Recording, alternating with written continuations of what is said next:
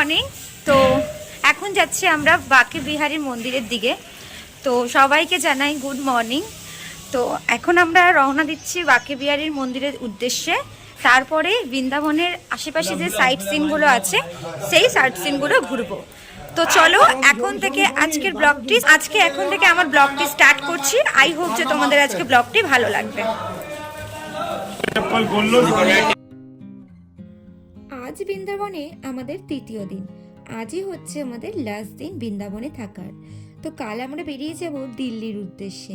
তো কালকে সকালবেলা আমাদের ট্রেন আছে মথুরা স্টেশন থেকে। তো আজকেই ভাবলাম বৃন্দাবনের সাইট সিনগুলো ঘুরে নিই।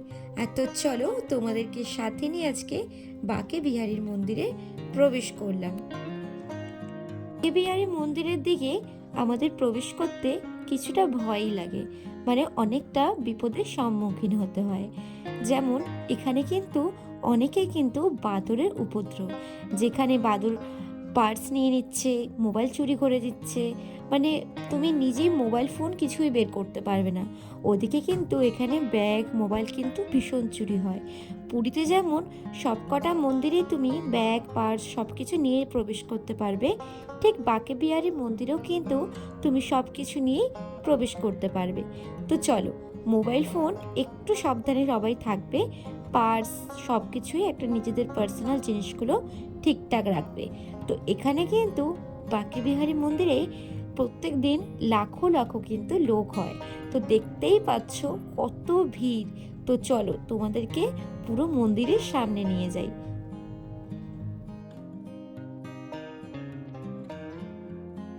বাঁকে বিহারীর মন্দির দর্শন করার পর চলে গেলাম ব্রেকফাস্ট করতে। মন্দিরের ঠিক অপোজিটে খাবারের দোকান আছে, যেখান থেকে আমরা নিয়ে নিলাম দুটো মালাই লস্যি আর হচ্ছে কচুরি। এখানকার কচুরিগুলো কিন্তু খুব ফেমাস। যেহেতু আমি এই আগে কখনো আসিনি, আমার হাজবেন্ড যেহেতু আলিগড়ে কাজ করেছিল এর আগে, তো এখানকার খাবার ও জানতো যে এরকম টাইপের খাবার পাওয়া যাবে, কিন্তু আমার খেতে কিন্তু বেশ ভালো লেগেছে।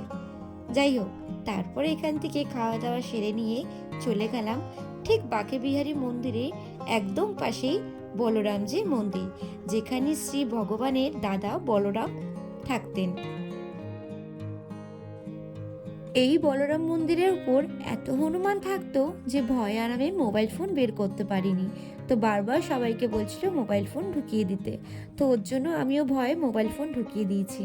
আর এই যে চলে এসেছি আমরা নিধিবন, যেটা খুব পবিত্র একটা স্থান, যেটা এখনো আমরা জানি বা এখনো আমরা শুনতে পারি যে শ্রীকৃষ্ণ আর রাধারানী ঠিক রাত্রে হলে এই নিধিবনে এসে তারা কিন্তু গোপিনীদের সাথে লীলা করে। ঠিক তাই। আর এখানে একটা গাছগুলো আমি দেখলাম যে তুমি এই যে তুলসী গাছ বলো, যাই গাছ আছে না কেন, প্রত্যেকটা গাছে কিন্তু সিঙ্গেল না, মানে একে অপরের সঙ্গে আষ্টে পৃষ্ঠভাবে কিন্তু জড়িয়ে থাকে। আমরা নিধিবনে এসে একটা কিন্তু গাইড নিয়ে নিয়েছিলাম, যেখানে উনি আমাদের নিধিবনের পুরো কাহিনী কিন্তু বলেছিল।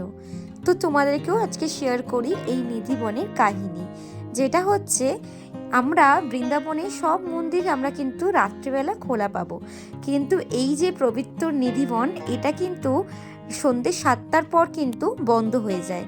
তারপরে কিন্তু এখানে কেউ প্রবেশ করতে পারে না। তো চলো, কেন পারে না সেটাও তোমাদের সাথে শেয়ার করব।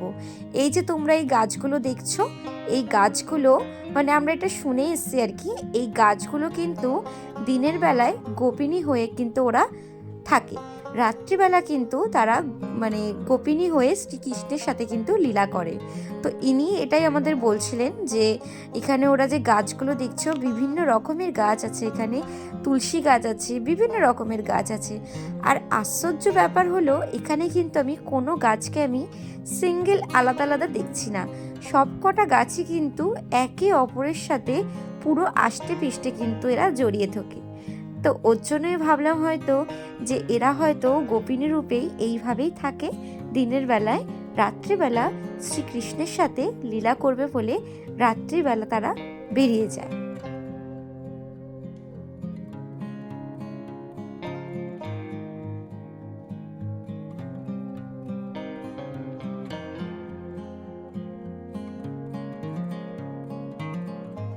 তোমাদের সাথে তো আমার আরেকটি গোপু সোনার দেখাই করাইনি।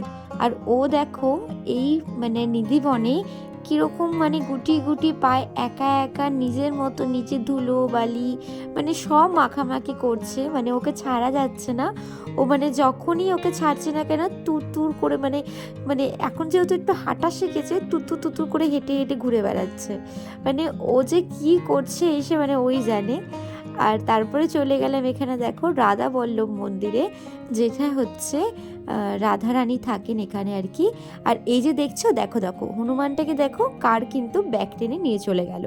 তো তারপর চলে এলাম মন্দিরের সামনেই একদম, তোমাদের মন্দির দর্শন করালাম, তার সাথে সাথে একটু মা ছেলের খুনসুটিও দেখালাম। তো তারপরে মন্দির দর্শন করে চলে এলাম আমাদের সেই প্রেম মন্দির, যেখানে কি না একটা শান্তি মেলে। সত্যি প্রেম মন্দিরে একবার যেই আসবে সেই হয়তো প্রেমে পড়ে যাবে। তো আমিও তার কোনো ব্যতিক্রম কিন্তু হয়নি। এতগুলো মন্দির ঘুরেছি, তার মধ্যে সব থেকে সেরা লেগেছে আমার এই প্রেম মন্দির, যেখানে কি না তুমি সব কিছু দেখতে পারবে। তুমি যদি বৃন্দাবনে এসে কোনো মন্দির মিস করো, তোমরা কিন্তু এই প্রেম মন্দিরে আসলে সব মন্দিরের দর্শন কিন্তু তোমরা পেয়ে যাবে। তো চলো তোমাদেরকে আজকে প্রেম মন্দিরটি ঘুরে দেখাই।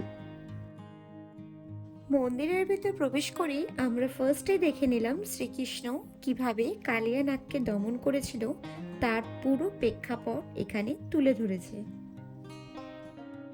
আর রয়েছে এখানে শ্রীকৃষ্ণের গোপিনীদের সাথে লীলা খেলার দৃশ্য, যা সুন্দর সুন্দরভাবে এখানে প্রেক্ষাপট করে তুলে ধরেছে, যা দেখলে তোমাদের চক্ষুহরণ হবে।